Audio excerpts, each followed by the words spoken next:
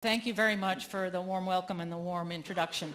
So what I want to do is, I'm a little intimidated. It's been a while since I've been around a group of true mechanics people that think that way. So I've tried to sort of merge areas here. So what I wanted to do, so I basically put the word mechanics on my title, and so so at the heart of this, I'm a muscle biologist, and I think a lot about structure and function, and as Sylvia noted, I sort of accidentally, serendipitously fell into circadian biology. So I'm going to come at this from primarily a muscle lens. If I had her lens, I'd do this. Anyway, so one of the things that surprised me, because this data is at this point quite old. It's back in 2001. And this is from studies in the human animal. We've known for quite a while that humans are stronger at different times of day. And this is just one illustration. These are elbow flexion movement.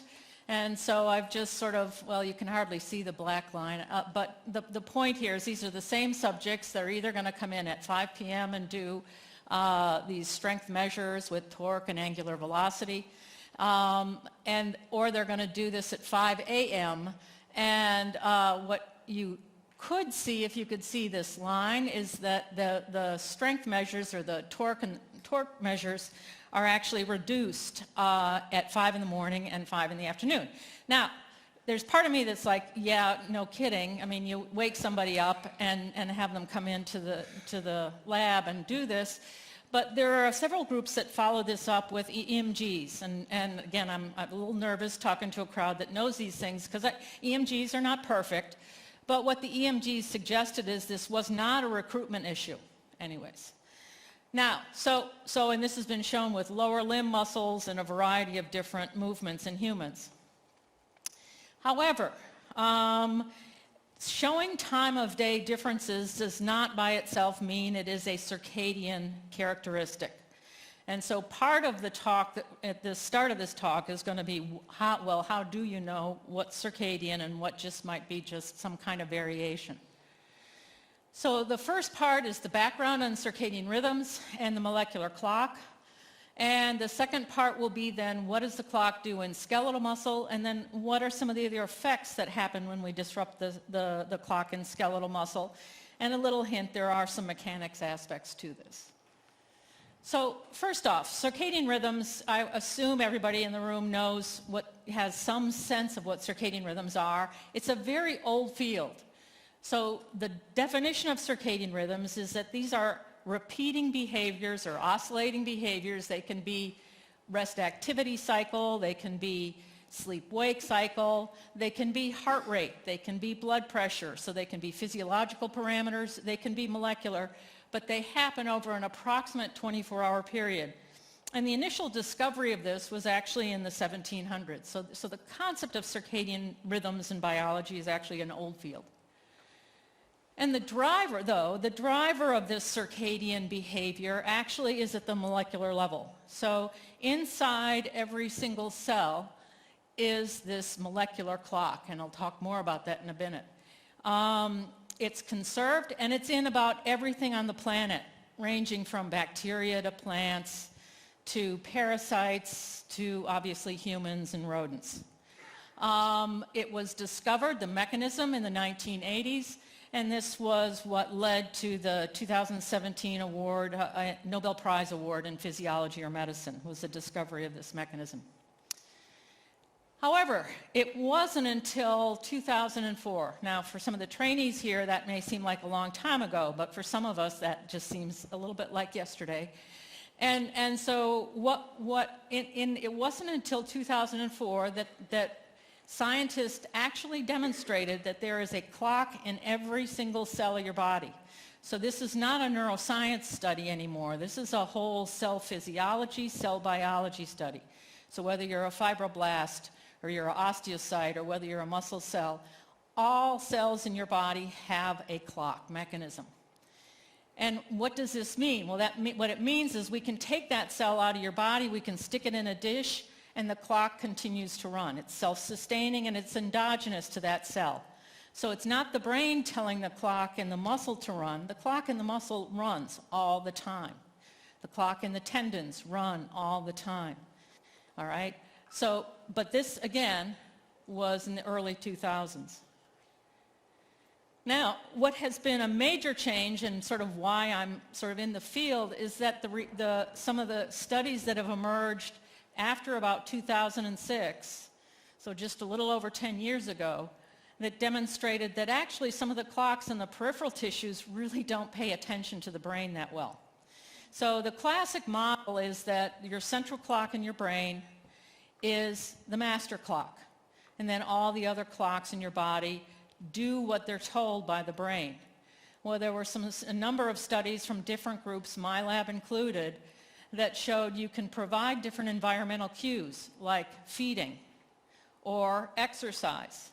And depending on what time you provide that cue, you can shift the clocks in some of the peripheral tissues, but the brain clock stays when the light's coming. It stays in phase. So we don't understand how all that works, but what it does demonstrate is that the clocks around our body are actually not under direct or very tight control, I should say, of the SCN clock.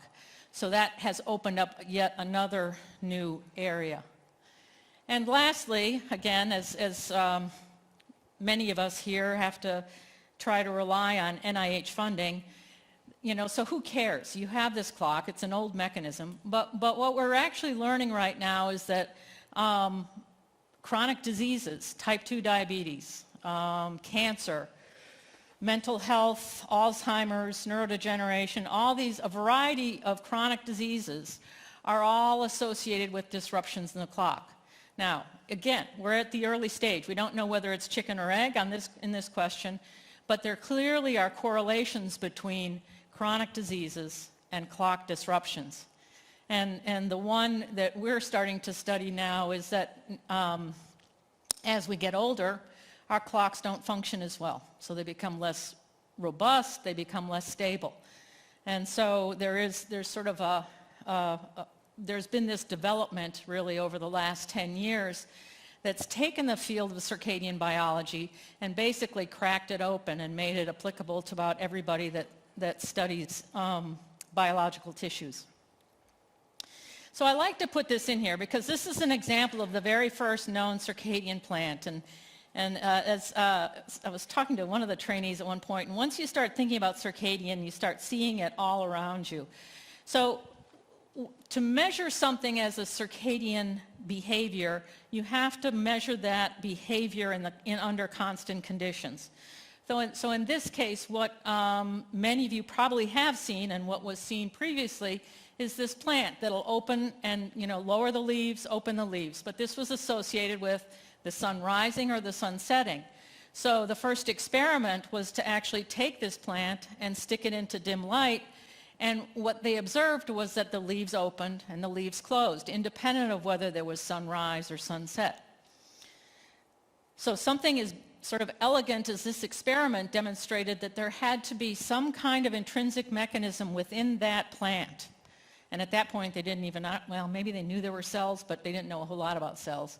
But there had to be an intrinsic mechanism that would exist within that plant to tell it when to bring the leaves up and when to let the leaves down. Okay, so that really was the very first circadian experiment. So what drives this timekeeping? Speaking of that, I want to make sure I stay on target and don't walk over the edge. That's the other thing Sylvia has to do, is yell at me if I start to walk off. Okay, so there is a molecular mechanism that basically drives these daily changes in cell behavior and a variety of things. It's called the molecular clock. It's in concept, it's quite simple. It's a feedback loop, but it's an oscillating feedback loop. It starts with a couple of transcription factors in the nucleus. One of them is called clock, and one of them is called Bmal, Bmal1. These proteins will heterodimerize and bind to regions of DNA to lead to transcription of the DNA, which leads to the proteins out in the cytoplasm. They will form multimers and then translocate back into the nucleus, and this takes approximately 24 hours. All right, so you have what we call the positive limb, which is the Bmal clock sort of turning on the genes, and the negative limb being the periods, cryptochromes that come back to turn this off. And this repeats day after day. Now, of course, things are never that simple. So since the field first discovered the clock actually is a bigger network than we originally imagined. So what we've got is a timekeeper. So this is that previous simple slide. So here's Bmal clock binding to period cryptochrome. They go out, they come back, and here's that. So I think about that as the timekeeper mechanism. And then there's a secondary loop, which I'm not going to talk about too much up here, but this secondary loop serves to help stabilize the primary loop. But what I think has really opened a lot of people's eyes is that these clock factors, Bmal and clock, actually bind to a whole bunch of genes that have nothing to do with timekeeping, but everything to do with cell physiology. And so these are referred to as clock control genes. The estimate in a particular cell is that they will target up to 4,000 different genes. So there's approximately 9,000 genes expressed in a particular cell type, so almost 50% of the genes expressed in your cells are actually being regulated in part by these daily oscillating factors. All right, so I'm going to shift a little bit because I just want to illustrate something, and I always like to throw a few videos in, or because it just sort of breaks up the monotony. So when I first started in this field, there were bimodal distribution of my colleagues. Some people were like really excited. Oh, that's really cool. It's neat you're going into clocks and muscle. I don't know what it means. And then there was the other contingent that just thought I was studying biological noise and it wasn't going to mean anything, and really didn't believe that clocks existed in muscle cells. So we needed to, one of the experiments we had to do was to actually demonstrate this, and it always is nice to have something visual. So Sally Yu, who at the time was in Joe Takahashi's lab, made a genetic mouse model, and we call it the circadian reporter mouse. And basically what she did is she took the DNA that encodes firefly luciferase enzyme and inserted it into the period 2 locus of the gene. So now we can take tissues, and so it's going to be in every cell, and every time period 2 is expressed, luciferase is expressed. So now we can take the cells or tissues out of the body, we can give them some substrate, luciferin, and we can watch light emission in these cells over days. And these are just examples of some of the traces. So it's about somewhere between 8 to 10 days, but you can see the nice oscillations in light emission over time. So we got this mouse, and we took out the FDB muscle, just because it's a nice little muscle. So, and then I, in this case, isolated a little bit of a funky fiber here. It's a split fiber. But so this is about 1 millimeter in length. And we put it in a dish, and then you have to have a nice camera that can detect low levels of light. And so what you're going to see in this video, so right now before I start the video, this is this fiber now, only with obviously the lights off. And so what you're seeing are just regions of light. And what I want you to do, this is obviously sped up. We're not going to sit here over 24 hours. Oops. But I want you to watch the light.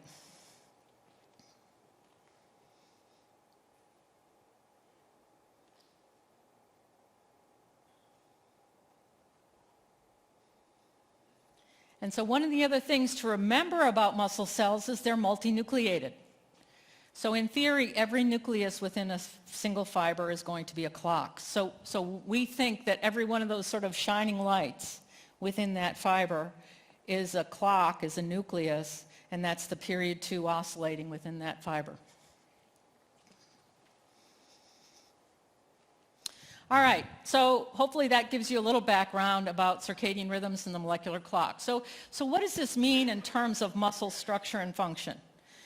So when I was on sabbatical in Joe Takahashi's lab, he had some nice genetic mouse models. So there was a mouse in which the Bmal gene was knocked out, and Joe had some mice that the clock gene was a mutation in the clock gene. So one of the things that I had grown up with doing over the years is measuring muscle mechanics, simple ex vivo specific force measurements. And you're just seeing the traces here. This is a wild type muscle. These are maximum isometric titanic contractions. And the data is all summarized right here. And we have, if you look at the EDL from the clock mutant Bmal knockout, and then we also ran some MyoD controls for reasons I'm not going to get into today. But we have about a 20% reduction in maximum isometric specific force. So that was like, okay, so there's something going on here, because that's fairly significant in terms of specific force declines. So at the time I was at the University of Kentucky and had a colleague that did skin single fiber work. So his lab isolated some single fibers from these muscles, from the wild type and the knockouts. And so with these skin fibers, if you're not familiar with them, you just have to put them into differing concentrations of calcium from low to high, and then they'll naturally activate and generate force. And so you've got specific tension there, and here's wild type. And again, in the Bmal knockout, we have about a 15 to 20% reduction of force. So that force reduction we saw in the ex vivo measurements was actually also seen at the single fiber level. It wasn't a result of calcium sensitivity, but it demonstrated that there is something clearly that is not right within these fibers. So then one of the next sets of experiments we did was really sort of like we're going back in time. So we went old school and did electron microscopy. And so this is a cross section from a muscle, and this is wild type. And so this is sort of what I would call a sort of Hugh Huxley textbook myofilament array here, with the thick filament and the six thin filaments around it, like that. So now when we start looking at our clock mutant and Bmal knockout, hopefully what it'll be obvious is you still obviously have thick and thin filaments, but the organization of those thick and thin filaments are off. So one of the things I didn't point out when we were doing the force measurements on those muscles were the exact same mass. So there's absolutely, and they weren't full of fluid or anything else. So, and protein content looked fine. So they actually have everything, but what they've done is they've put the things in the wrong place. And you can probably imagine with the change in organization, the ability to generate force is going to be affected. So then we ran into the situation where, genetic mouse models are nice, but in this case, these were animals in which the genes were mutated in every single cell in the body of it. So it became really important to say, okay, what happens if I disrupt the clock only in skeletal muscles? So that means the brain's going to be normal, every other tissue is going to be normal. And so what we did is we generated a skeletal muscle specific and inducible knockout mouse. So we used fairly, at this point, what have become fairly standard procedures in the field. So somebody had generated a mouse that had tagged the Bmal locus with these flock sites. And then, again, this was when I was at Kentucky, we made a mouse in which we used the human skeletal actin promoter to drive the enzyme that's going to delete the Bmal in these tissues. And human skeletal actin is a great promoter. The fidelity is quite high. It's very muscle specific. And then it also has these what are called mutated estrogen receptors. That's the mR in there, if you're not familiar with this. And these are mutated so they become sensitive to tamoxifen. And their affinity for tamoxifen is quite high, so you can turn the enzyme on by giving the animal tamoxifen. But if the animal has no tamoxifen, then the enzyme's not turned on, and so you don't knock the gene out. So what you see up here with these PCR gels looking for DNA recombination, so here is the littermate, and this is with vehicle treatment, and you see the normal Bmal band right here. This is an animal that received 5 days of tamoxifen, and then we let it go for 2 weeks after that. And what you see in muscles, EDL, soleus, gastroc, tongue, diaphragm, TA, is the appearance of this bigger band, which is actually an indication that we've knocked out the Bmal allele in the muscle. And then in non-muscle tissues like liver, heart, and lung, no recombination. So the point, hopefully, I don't really want to get into the gels too much, but the point is we made this model. We can wait until the mouse is about 14 weeks of age, or in their case, they're adults, and then we can knock the gene out only in response to tamoxifen treatment. So then we needed to look at whether it works or not. So this is where circadian experiments aren't conceptually hard, but they can be logistically challenging. Because again, you can't look at one time point. You have to collect time series. So these are some results from studies in which they collected muscle tissues every 2 hours for 48 hours, okay? And so this is where you need a lot of well-collaborating teammates. And so so you had collected these tissues over 48 hours, and this is just looking at gene expression for Bmal or period 2, and it just illustrates the characteristics of the gene expression of these circadian factors. And the kind of things we look at are what's the period length or time from peak to peak, and in the case of Bmal and period 2, they're antiphase, and then the other thing is amplitude, or how high mid-peak to peak. So the question is, in our tamoxifen-treated mice, do we disrupt the clock? And the answer is simply yes. So here's the tamoxifen-treated in red, their vehicle-treated littermates in black. DBP is a very clock-controlled gene. It also shows a dramatic decline, and MyoD is also a target of the clock. So that's really our bioassay, and there were no changes in the heart, which was good. So we took all these RNA samples that we had collected from both vehicle and tamoxifen and ran, this was back still in the gene array days, and ran microarrays. In our experiment, we only collected every 4 hours for about 32 hours.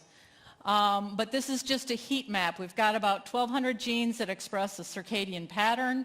The peak is red and the trough is green. And you can see they peak and trough at different times, but there's quite a list. If we knock out the clock gene, we basically disrupt the pattern of this. So we don't just turn the genes off or on, but we actually shift the pattern. So the other point I like to make with this, with my sort of physiology friends, is we actually monitor the animals' behavior. We looked at whether they were active in their cage. We looked at whether they ate. These animals showed no difference in feeding or activity behavior.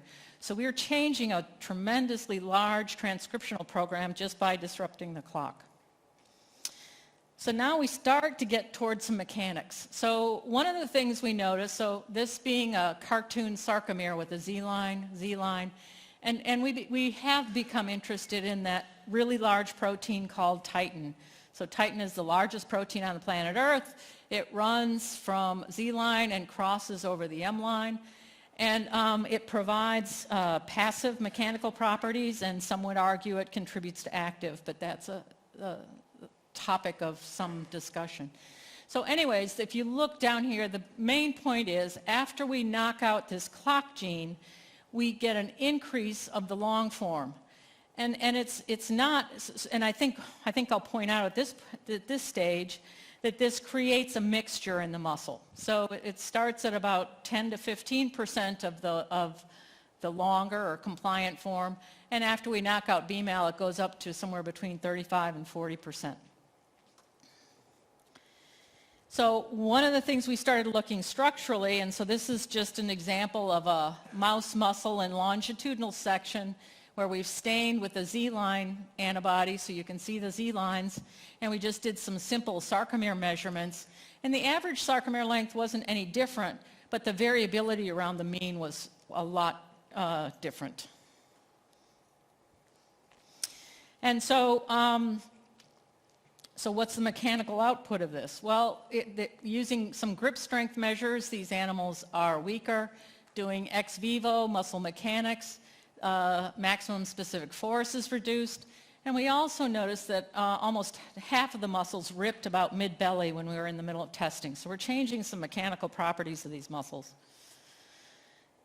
And also, one of the things my students noticed that during a fatigue run, when we looked at developed tension during the rest phase, that actually there's a large difference in the passive, or that's not passive tension, the baseline tension during a non-stimulated state of a fatigue protocol. So this is a work in progress, and I'll just note, so this is Lance Riley's a PhD student in the lab, and he's really taken this on. So what we see with this right now is that when we disrupt the muscle clock, and some of the things I didn't talk about, is we see significant changes in the splicing of titin, and that's associated with the changes in the protein isoforms, the sarcomere length variability, and we have associated changes in both maximum force and passive properties. Oops. So one of the things all the muscle people always ask me is, well, what happens to myosin heavy chain? And I, you know, since I have the stage, I really don't care. But it's like I'd studied myosins a long time ago. I don't want to study them anymore. But that said, everybody's always, what happens to myosin fiber type? Well, the reality is it changes very little. So these are just cross sections from the vehicle-treated animal and the tamoxifen-treated animal. And the main change is a decrease in the type 2B. And so it has a characteristic that's sort of sliding toward an older muscle. And actually, if you have, these are the same scale, one of the things you'll notice, we actually haven't finished all our cross-sectional area measurements for some reason. Anyway, what you'll notice is the fibers are smaller, all right? So as I said, the muscle mass is not different. The muscle's weaker. It does have titin changes. It does have sarcomere length changes. Some of that can contribute to that. Fiber type, meh. But what we do see is a tremendous increase in fibrosis, which can also be a contributing factor to the decrease in specific force. So I've got, this is a little bit busy here, but so here's the wild type vehicle, here's the muscle-specific Bmal knockout, and there's almost a twofold increase in staining for fibrosis in these muscles. And just as a reference, we use that Bmal knockout that I talked about earlier, and it is more fibrotic, but nowhere close to the magnitude that we see with our muscle-specific knockout. So we are, I can't remember what my next slide is. So what we've got at this point is that when we knock out the clock in the adult muscle cell, so this is the endogenous clock, we get changes in structural proteins, we get changes in structure, we get changes in mechanical function. And then I was sort of trying to decide whether to throw this in. There's also some metabolic changes as well. So the clock is tied into metabolism as well. So these animals are starting to become like type 2 diabetics. The muscle force, the fiber type, the fiber area starts to look a little bit like they're getting older. So one of the concepts we're working with here is the idea that when we just stop the clock like this, we're actually doing something to accelerate an aging-like phenotype. And to transition into that, if we let our mice go for now, so now we've treated them, but we wait basically a year, and we started to notice, well, we and our animal care staff, I don't know which came first, probably the animal care people calling, your mice are looking sick, would you please come down? So this is age-matched, vehicle-treated littermate. And these are our tamoxifen treated. And again, when I say that, remember, they were only treated with tamoxifen for 5 days a year ago, all right?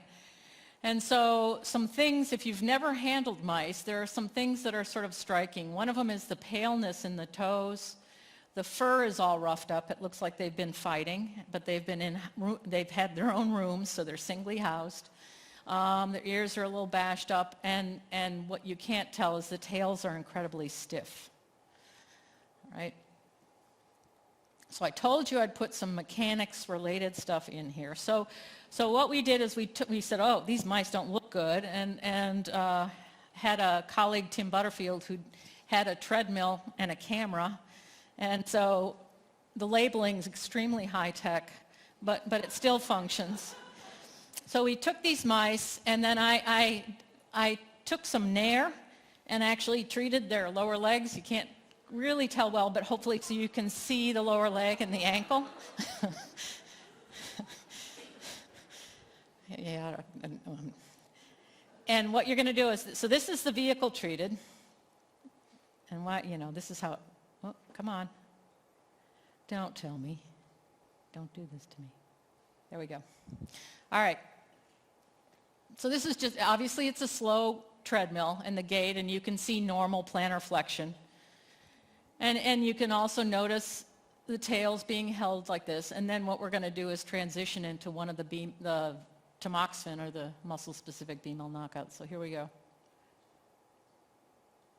All right? So there's a complete change in gait.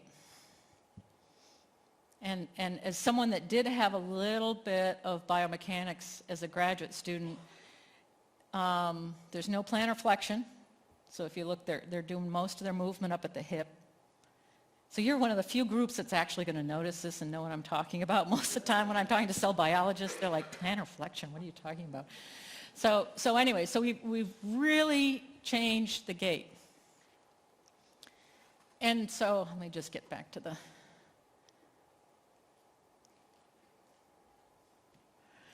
And the tail drags. It's not really good for these mice. So one of the problems, we're sitting there going, well, okay, the muscles are weak, so maybe they just can't move. Well, there's another problem here. And so when when my staff person opened the animals to take the muscles out for mechanics, he's like, oh my God, I feel like I have to break the ankle to get the muscle out.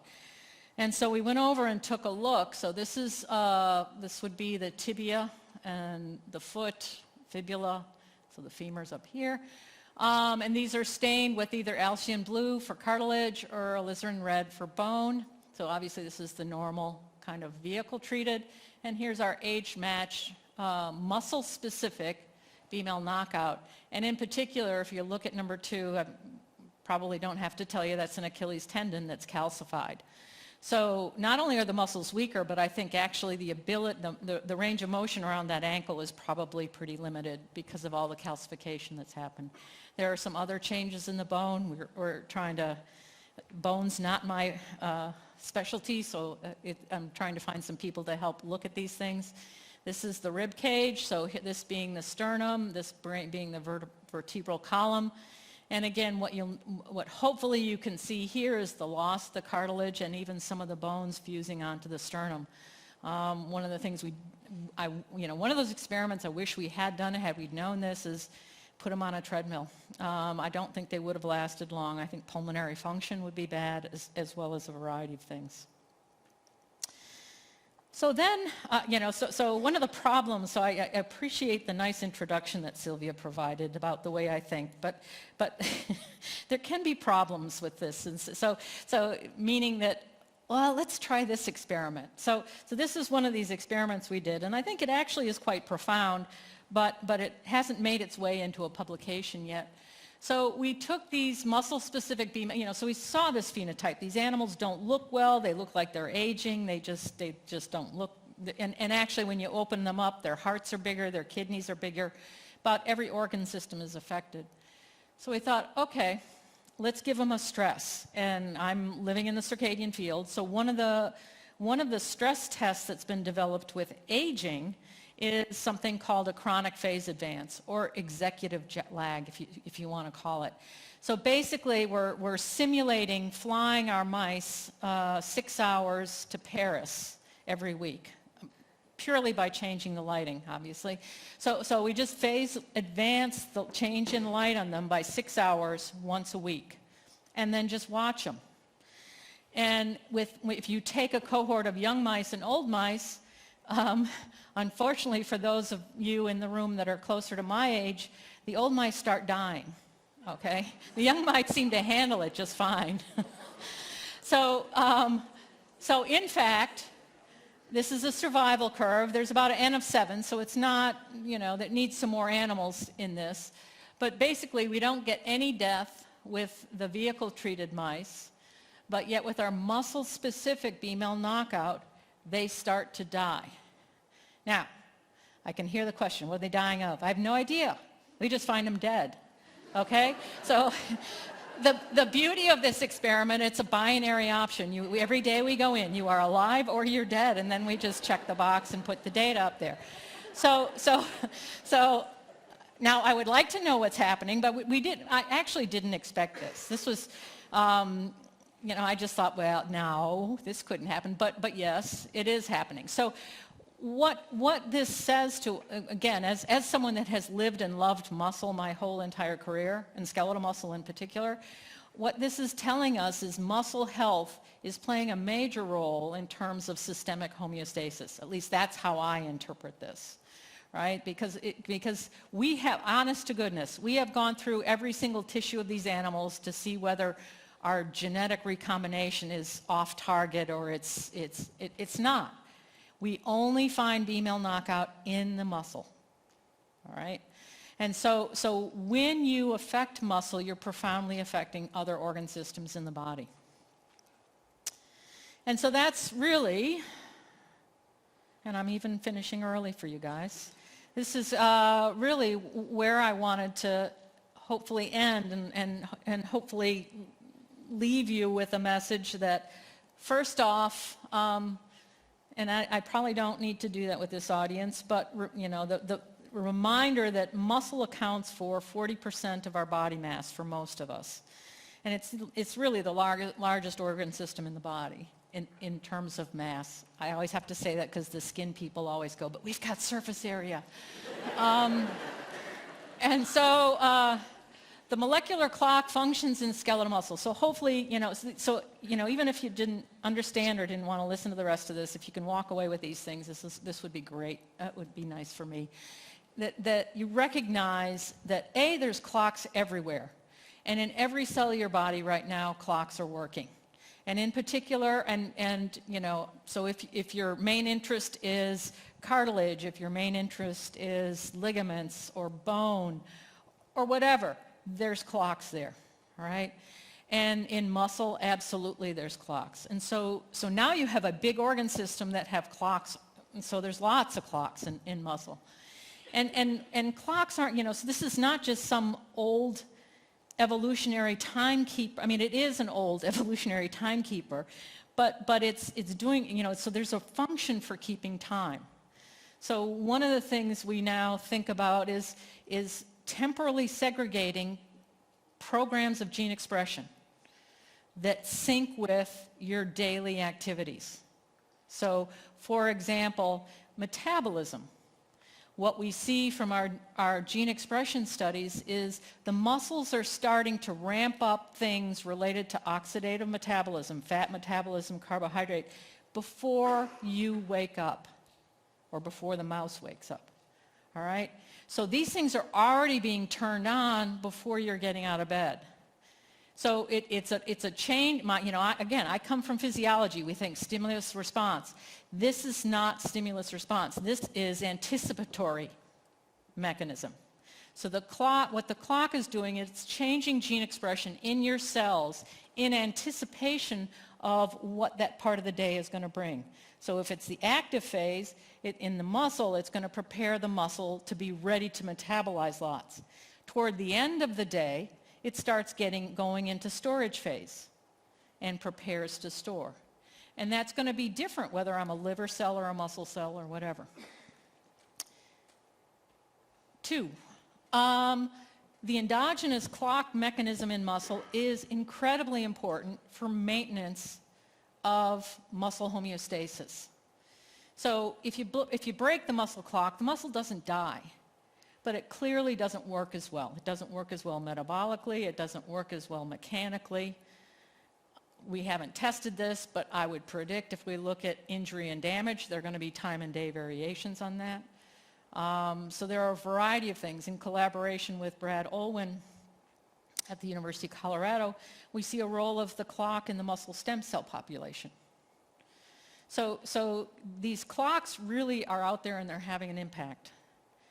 And then the last thing is this is my soapbox, and I think there's some NIA program official here who I won't call by name, but so whenever I go, muscle's really, really important, and I always feel like we're sort of gotten we get no respect. It's sort of I call it the Rodney Dangerfield of the organ systems, because but you got to be old enough to know who Rodney Dangerfield is. but it's just, so medical schools don't teach it, and it's just, but I think hopefully we're starting to get, not just my lab, but other labs are starting to get data that would illustrate that actually keeping our muscles healthy is really, really important for the system. And lastly, of course, I can't do any of this without the people in the lab, and I've got a great group. And for those of you that are from Florida, don't say anything. This is Gainesville. No, it's not. This is actually Amelia Island, right near St. Augustine. But we were at a meeting there, so having a good time. But everybody in the lab, collaborators, obviously funding organizations, and thank you very much for your attention.